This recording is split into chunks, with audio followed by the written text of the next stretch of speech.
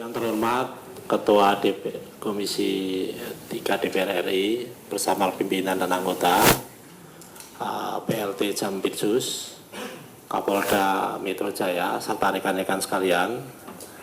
Yang pertama, kita telah sepakat dengan Kejaksaan Agung bahwa penanganan Polri, penanganan penyidikan terhadap 3 perkara telah dilimpahkan ke Kejaksaan Agung dalam rangka untuk sinergitas yang tadi telah disampaikan oleh PLT Jampitsus. Proses penanganan yang dilakukan oleh Polri, kita telah melakukan pemeriksaan terhadap 15 saksi, kemudian 2 ahli, termasuk telah melakukan beberapa penggeledahan di beberapa lokasi yang rekan-rekan seluruhnya sudah sejak awal monitor dan mengetahui. Pada satu titik kita telah melaksanakan gelar perkara, dan berdasarkan gelar perkara kita telah menetapkan 2 tersangka saat ini, yaitu saudara DR yang telah diduga melakukan tindak pidana pencucian uang yang diduga berasal dari tindak pidana korupsi. Kita telah kenakan pasal 4 dan atau pasal 5 junto pasal 10 Undang-Undang 8 2010 atau pasal 607 ayat 1 huruf B dan huruf C di KUHP yang baru.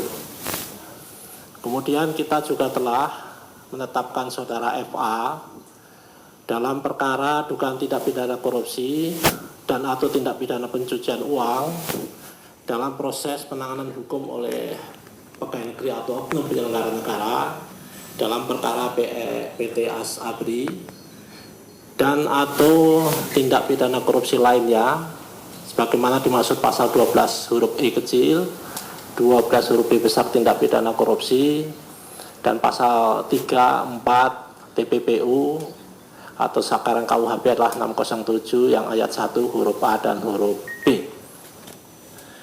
Kemudian terhadap DR ini telah kita lakukan penahanan sejak tanggal 10 dan saat ini penahanan ada di rutan Polda Metro Jaya.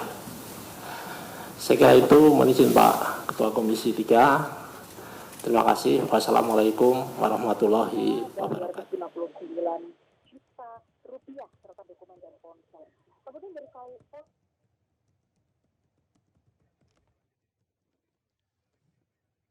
Ya, pemirsa dan juga Mas Yudi, sebelum kita lanjutkan pembahasan kita terkait dengan hal ini, kita akan langsung bergabung dengan jurnalis Metro TV, ada Valerie Budianto yang ada di Kejaksaan Agung Jakarta. Valerie, silakan update terkini dari Anda. Ya, untuk update terkini tadi kita sudah sama-sama menyaksikan ada konferensi pers yang merupakan respon DPR terhadap dengan kasus yang belakangan ini telah beredar, yaitu melibatkan institusi Kejaksaan Agung dan juga Polri, di mana tadi dari hasil pertemuan dan juga yang sudah berlangsung sejak pukul 2 siang hari tadi hingga saat ini memutuskan bahwa Febri Adriansyah, mantan Jampitsus, saat ini resmi telah ditetapkan sebagai tersangka beserta dengan 1 pihak swasta lainnya inisial DR. Dan untuk saat ini Febri Adriansyah masih belum ditahan, namun tadi kami juga sempat berbincang dengan PLT Jampitsus Rudy Margono bahwa mereka juga belum mengetahui keberadaan dari Febri Adriansyah, tapi satu hal yang pasti menjadi komitmen dari Kejaksaan Agung adalah akan bersinergi untuk melakukan penanganan perkara dalam 3 kasus mega korupsi ini.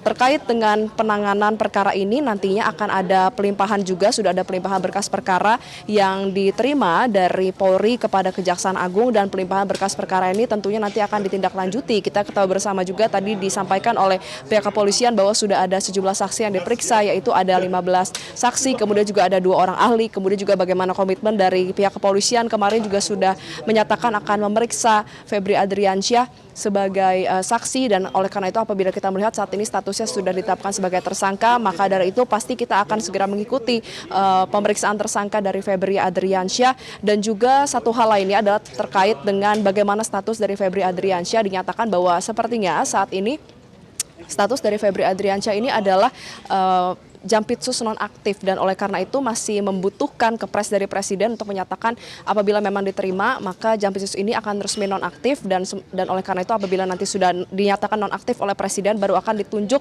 Jampitsus secara definitif, dan untuk sementara waktu akan dijabat oleh PLT Jampitsus Rudi Margono. Nah, tidak hanya akan menjalankan proses hukum pidana terhadap Febri Adriansyah, tadi ditegaskan juga oleh PLT Jampitsus akan melaksanakan proses etik, dan kita ketahui bersama untuk saat ini proses etik ini berada di bawah naungan Jamwas atau Jaksa Agung Muda Pengawasan, yaitu Rudi Margono itu sendiri. Jadi nanti tidak hanya paralel berjalan pemrosesan pidana sesuai dengan pasal-pasal yang disangkakan terhadap Febri Adriansyah.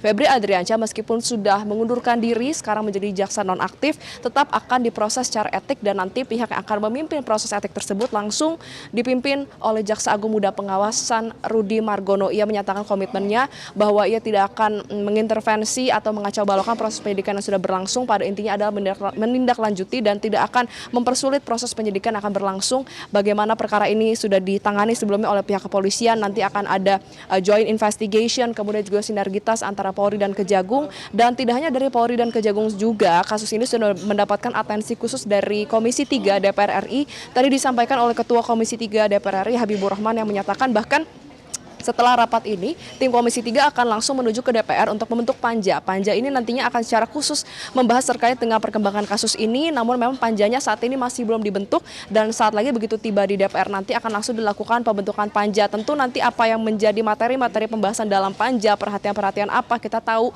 fungsi dari DPR adalah mewakili suara rakyat, sehingga nanti pastinya apa yang menjadi keresahan rakyat terhadap kasus ini dan juga temuan-temuan misalnya apabila memang ada yang diadukan daripada masyarakat kepada DPR disampaikan, ini semuanya bisa disampaikan oleh DPR yang diberikan ruang juga oleh penyidik kepolisian dan kejaksaan untuk menyampaikan pandangan-pandangan terkait dengan kasus ini. Pastinya pengusutan kasus ini juga akan terus berjalan paralel, banyak yang masih bersifat teknis sehingga belum bisa dibuka terhadap publik, tapi kita sudah mengetahui sejumlah fakta-fakta yang ternyata kemarin juga sudah diakui oleh Febri Adriansyah sebelum dirinya mengundurkan diri. Salah satunya adalah terkait dengan kepemilikan rumah di Sentul, memang betul itu merupakan rumah miliknya, ia menyatakan sudah menjadi rumah pribadinya dan juga sertifikat pribadinya. Kemudian juga ia mengatakan aset dan juga mulai dari emas dan juga falas yang ditemukan meski demikian bukan sepenuhnya miliknya. Jadi ia menyatakan bahwa terhadap emas 74 kg, kemudian juga terhadap uang-uang lainnya ini ada miliknya dan juga ada kegiatannya. Tapi satu hal yang disebutkan oleh Febri kemarin terkait dengan hal tersebut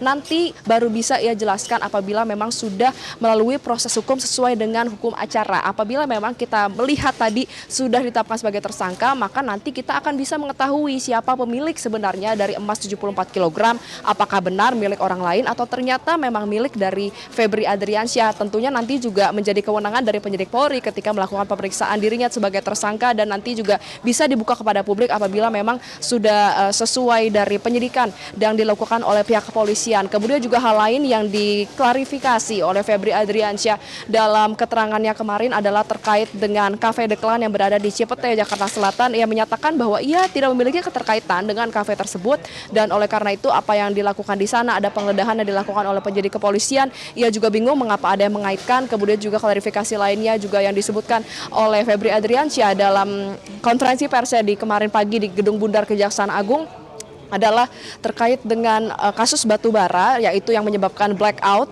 di beberapa waktu lalu di Indonesia. Dia menyebutkan bahwa ia bingung mengapa ada yang mengaitkan antara Febri Adriansyah dengan hal tersebut. Tapi balik lagi kalau misalnya kita melihat proses penyidikan ini kan melalui proses yang panjang, tidak mungkin polisi ini menduga ada keterkaitan dan juga bahkan menetapkan Febri sebagai tersangka apabila tidak didasari pada minimal 2 alat bukti yang cukup. Kita melihat sudah begitu banyak barang bukti yang dibawa, ada tadi pemeriksaan 15 saksi, 2 orang ahli, ada juga dari emas, kemudian juga falas, lalu juga ada barang bukti lainnya, ada kediamannya dan lain sebagainya. Ini semuanya nanti setelah melalui proses saintifik ini akan menjadi alat bukti apabila memang diterima, dan tentunya minimal 2 alat bukti ini nantinya bisa diterima sebagai yang mendasari bahwa penetapan Febri sebagai tersangka adalah hal yang sah atau tidak. Dan terhadap Febri sendiri nanti juga bisa mengajukan pra-peradilan, tapi ini langkahnya masih cukup jauh ya, karena ini kan baru penetapan tersangka. Kemudian nanti apabila memang berkas perkara dinyatakan lengkap, harus dinyatakan P21 dulu oleh pihak kejaksaan yang tadi sudah menjadi komitmen dari PLT Jampitsus, juga akan ditangani langsung oleh dirinya, lalu akan diikuti dengan pelimpahan perkara tahap 2, baru memang apabila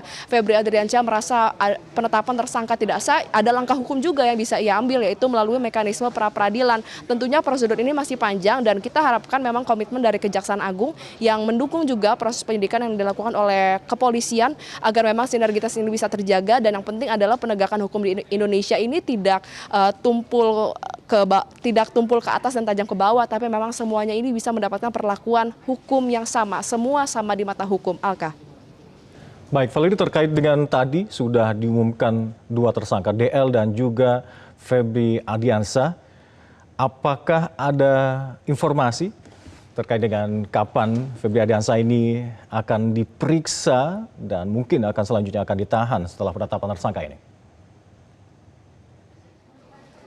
Ya, tadi kita sudah langsung menanyakan juga terkait dengan hal tersebut usai dilakukan konferensi pers kepada PLT Jampitsus Rudy Margono yang mengatakan kapan Febri Adriansyah ini akan dilakukan pemeriksaan dan juga kapan akan dilakukan penahanan. Karena seperti yang tadi Alka sebutkan juga terhadap tersangka lainnya, pihak swasta ternyata sudah dilakukan penahanan di rutan Polda Metro Jaya sejak tanggal 10 Juli, yaitu artinya sejak kemarin. Namun hingga saat ini Febri Adriansyah masih belum diketahui keberadaannya. Terakhir kita ketahui keberadaan Febri Adriansyah adalah kemarin di Gedung Bundar Kejaksaan Agung. Namun setelah itu juga bagaimana kita melihat di kediamannya baik di Radio Dalam kemudian juga di Sentul, kita tidak melihat keberadaan dari Febri Adriansyah baik oleh warga yang berada di sana mengatakan belum melihat, sehingga kita jelajahi cara baru mendapatkan informasi. Download Metro TV Extend sekarang.